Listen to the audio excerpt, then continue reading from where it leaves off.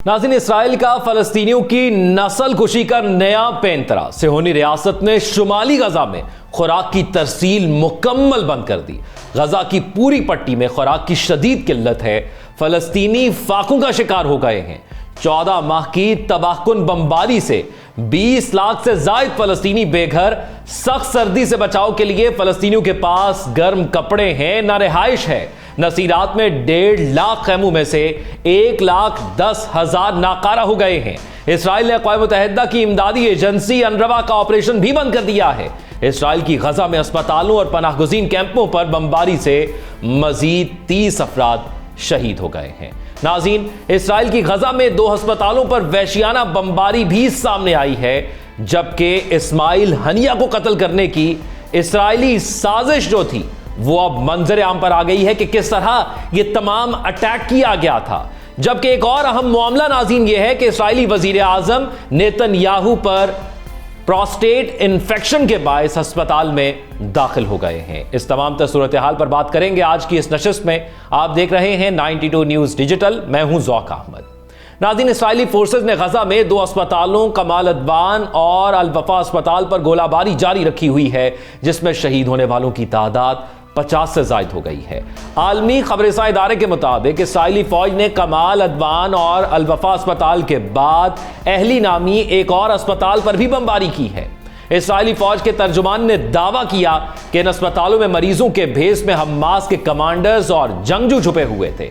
तर्जुमान Israeli फौज ने दावा किया कि इन अस्पतालों में कार्रवाई में हमास के 19 कमांडर्स और जंगजू लड़ते हुए जान की बाजी हार गए और मुतअद्दिद को गिरफ्तार कर लिया गया। दूसरी जानिब हमास का कहना है कि इसराइल ने अस्पतालों में पहले ही दर्द से बिलखते और जख्मों से चूर शहरियों को निशाना बनाया, जिसमें 50 फलस्तीनी शहीद हो गए हैं। इसराइल ने कमाल अदवान अस्पताल के डायरेक्टर डॉक्टर हसाम अबू सफिया को हिरासत में लिया हुआ है और उनकी रिहाई के लिए भी किसी भी दबाव को खातिर में नहीं ला रहा। इसराइल ने रिवायती हठधर्मी का मुजाहरा करते हुए कहा कि कमाल अदवान अस्पताल को दोबारा सेहत की खिदमात अंजाम देने के लिए नहीं खोला जाएगा।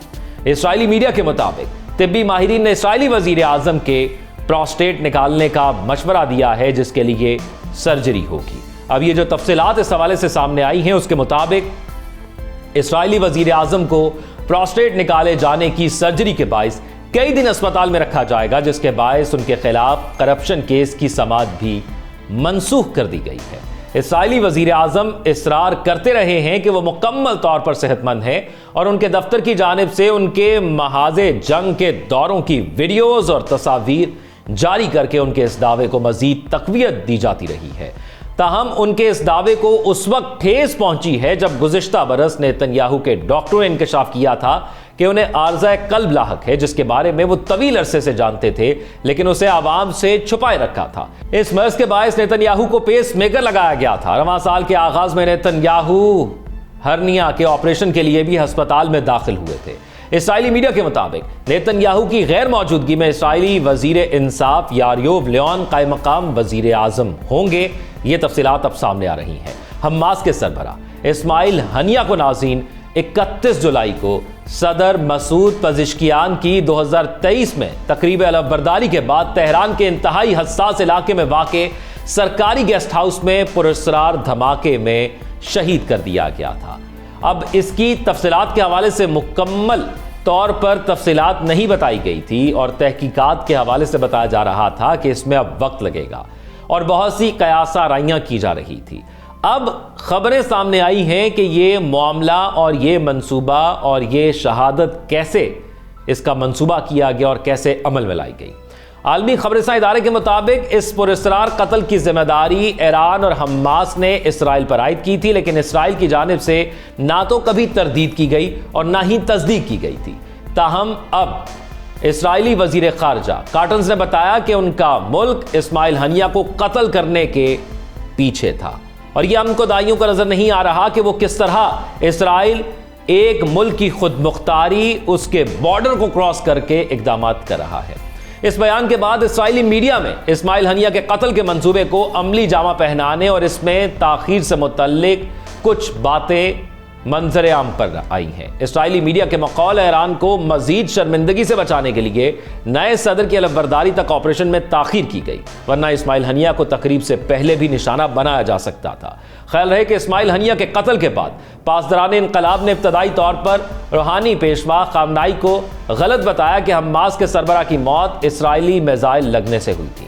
اسرائیلی میڈیا کے بقول اسماعیل ہنیہ کو قتل کرنے کا فیصلہ حماس کے اسرائیل پر 7 اکتوبر کو کیے گئے حملے کے بعد کیا گیا، جبکہ اسماعیل ہنیہ قطر میں مقیم تھے، لیکن انہیں وہاں قتل کرنے سے یرغمالیوں کی رہائی کے لیے جاری مذاکرات کو نقصان پہنچ سکتا تھا۔ اس لیے اسماعیل ہنیہ کو کہاں مارا جائے، اس کے لیے ترکیہ، روس اور ایران کے آپشنز تھے، جہاں حماس رہنما اکثر آتے جاتے رہتے تھے۔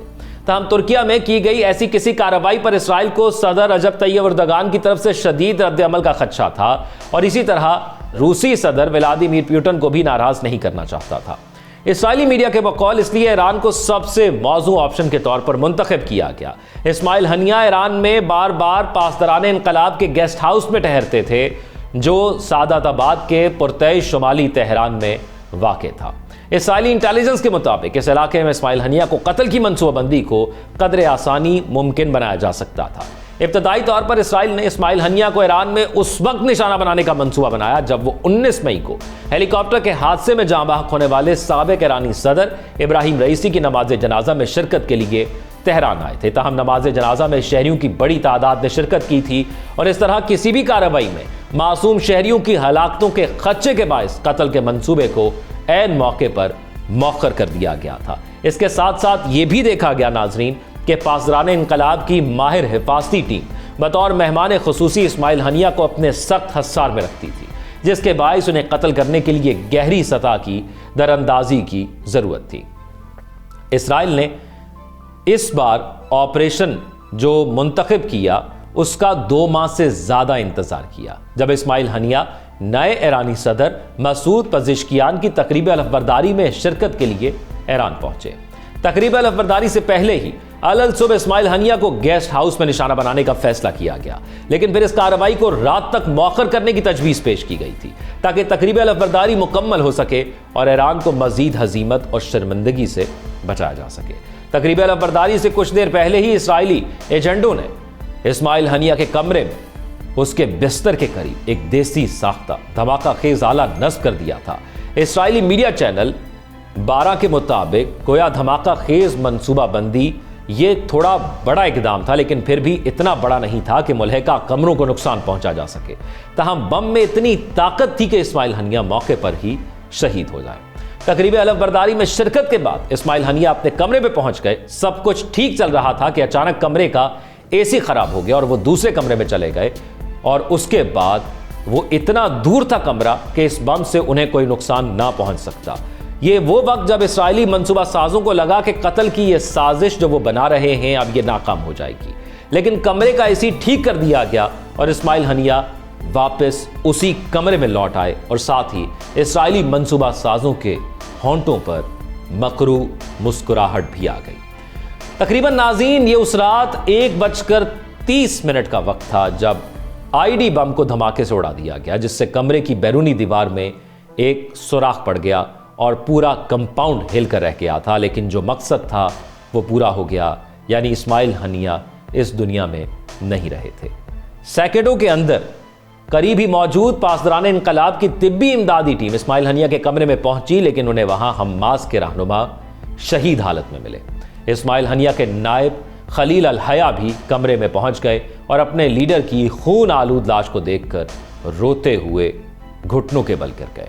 اہم شخصیات اور حساس مقامات کے حفاظتی امور کے ماہر اور تجزیہ کاروں نے اسرائیلی میڈیا سے گفتگو میں بتایا کہ کسی ایرانی شہری کے پاسداران انقلاب کے اہلکار یا حماس کے عہدیدار کی مدد کے بغیر ایسی پیچیدہ کارروائی ناممکن ہے۔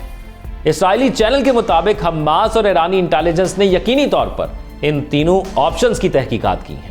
ایران کو اس کارروائی کے بعد بڑی شرمندگی اٹھانا پڑی اور ان کی صفوں میں گھبراہٹ اور خوف کا سیلاب چھا گیا، کیونکہ یہ دیکھنا تھا کہ ان کے اندر آخر یہ غدار کون تھا جس نے اس کی معاونت کی۔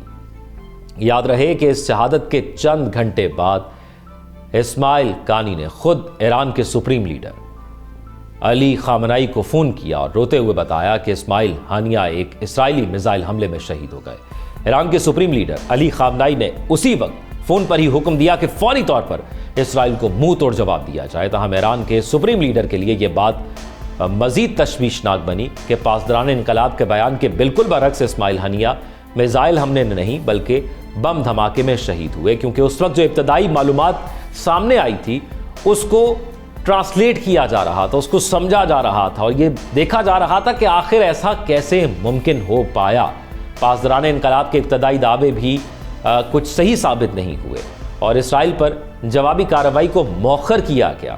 شاید ایران اس قتل کی سازش کی تحقیقات کر کے ذمہ داروں کا تعین کرنا چاہتا تھا، تاہم صرف 2 ماہ بعد ہی ایران نے 1 اکتوبر کو اسرائیل کے خلاف جوابی کارروائی کی، جسے IDF نے امریکہ اور اردن کی فوجوں کے ساتھ مل کر بڑی حد تک ناکام بنا دیا۔ لیکن ایران نے اس کے بعد جو ایک بار پھر اسرائیل نے ایران میں اٹیک کیا تو ایران نے اس کا بھرپور جواب دیا۔